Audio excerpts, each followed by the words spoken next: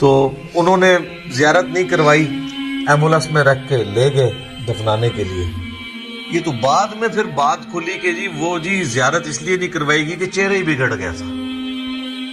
تو یہ جب بعد میں بات مشہور ہوئی تو پھر ان کے بیٹوں نے کہا کہ وہ تو ویڈیو ہم نے بنائی ہوئی تھی، چڑھانی نہیں تھی کیونکہ شخصیت پرستی نہیں کرنی چاہیے، لیکن اب یہ مجبوری بن گئی۔ Wake up to reality. 14 April 2010 کو ان کی ڈیتھ ہوئی، جنازے پہ بھی میں الحمدللہ حاضر تھا۔ حد نگاہ تک جنازہ ہوا اور اس وقت انہوں نے رینڈملی اس کی ویڈیو بنا لی اور اس ویڈیو کو اپلوڈ کرنا کوئی خاص مقصد نہیں تھا، اس وقت ایک یادگار کے طور پہ انہوں نے رکھ لی۔ وہ تو جب ان کو بعد میں پتہ چلا کہ ڈاکٹر اسرار صاحب کی میت کی زیارت نہیں کروائی گئی تھی عوام الناس کو، وجہ یہ ہے کہ عصر کے بعد آلموسٹ مغرب کے ٹائم بھی ہونے والا ہی تھا، جتنا رش تھا، تو مغرب سے تھوڑی دیر پہلے ہی وہ جنازہ ہوا۔ جنازے کے بعد اگر میت کا چہرہ دکھایا جاتا تو عشاء کے بعد تک بھی لوگ فارغ نہ ہوتے، اتنے لوگ تھے، بڑے بڑے علماء بھی شریک تھے، ان میں سے اب کئی لوگ فوت ہو چکے ہیں۔ قاضی حسین احمد صاحب، مولانا سمیع الحق صاحب، یہ وہ لوگ تھے جو پہلی لائن میں تھے، بھی دنیا میں نہیں رہے، رحمہم اللہ اجمعین۔ تو انہوں نے زیارت نہیں کروائی، ایمبولینس میں رکھ کے لے گئے دفنانے کے لیے۔ یہ تو بعد میں پھر بات کھلی کہ وہ زیارت اس لیے نہیں کروائی گی کہ چہرہ ہی بگڑ گیا تھا۔ پاکستان کے کلچر کے اندر جب تک کوئی بڑی شخصیت زندہ ہوتی ہے نا تو اس پہ کبھی قادیانی ہونے کا الزام لگائیں گے، کبھی یہود و نصارہ سے فنڈنگ کا الزام لگائیں گے، کبھی الزام لگائیں گے کسی مدرسے سے نہیں پڑھا ہوا، اور مدرسے سے پڑھا ہو تو کہتے ہیں یہ گمراہ ہے،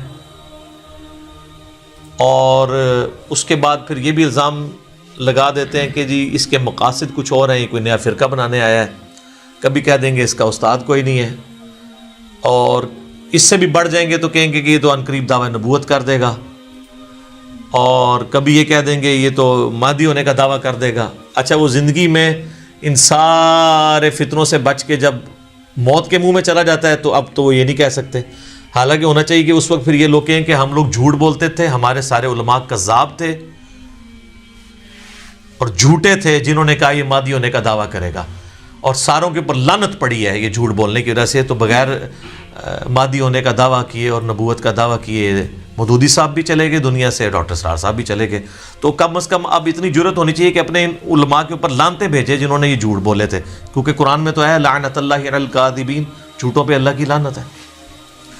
تو اتنا پھر حوصلہ ہونا چاہیے، بلکہ ان لوگوں کو خود ویڈیو پہ آ کے اپنا رجوع ریکارڈ کروانا چاہیے، یا پھر یہ کہہ دیں کہ ہم رجوع تو نہیں ریکارڈ کروانا چاہتے اور ہم اعلانیہ کہتے ہیں کہ ہم لعنتی لوگ ہیں، ہماری شکلیں پہچان لو، تاکہ آنے والے جو علماء ہیں نا ان کو بھی تم پہچان سکو۔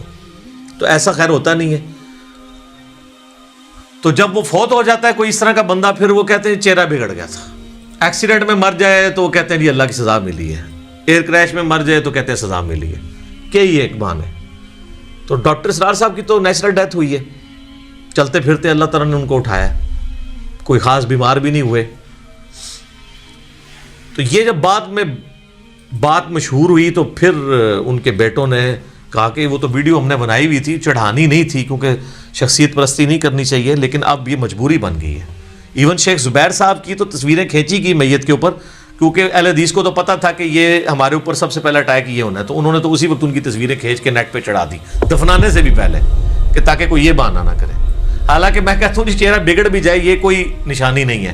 اب مجھے بتائیں کہ جو صحابہ کرام طاعون کے مرض میں مرے ہیں تو ان کے جسم پہ پھوڑے نہیں نکلے ہوں گے؟ سعد ابن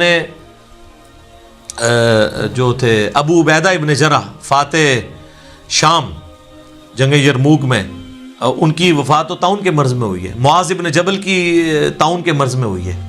یزید ابن ابی سفیان کی موت جو ہے وہ طاعون کے مرض میں ہوئی ہے۔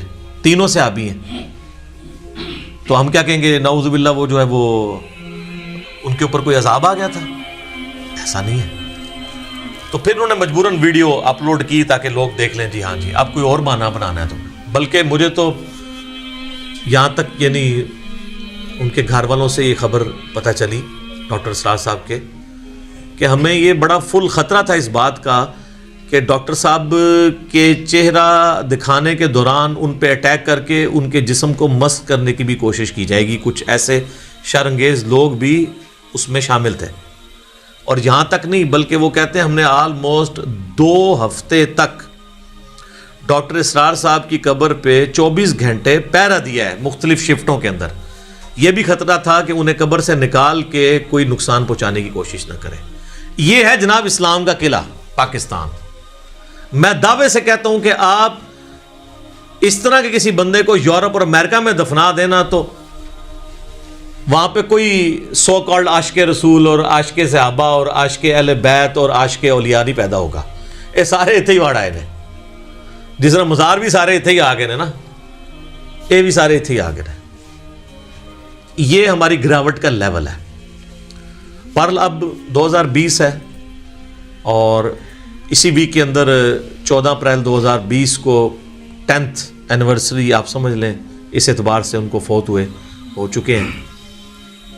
تو ہم اس موقع پہ یہی کہیں گے کہ انا للہ و انا الیہ راجعون. اللہم اجرنی فی مصیبتی و اخلف لی خیرا منہا. اور اللہ سے دعا کریں گے کہ اللہ تعالیٰ ان کے گناہوں سے درگزر فرمائے اور جو انہوں نے اسلام کے لیے خدمات پیش کی اخلاص کے ساتھ ان نیک کاموں کا انہیں اجر عطا فرمائے.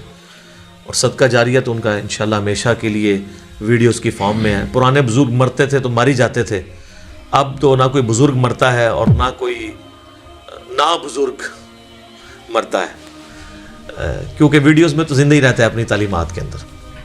مجھے تو آج بھی ڈاکٹر صاحب کے بارے میں پتہ ہی نہیں لگتا کہ وہ فوت ہوئے ہیں یا زندہ ہیں.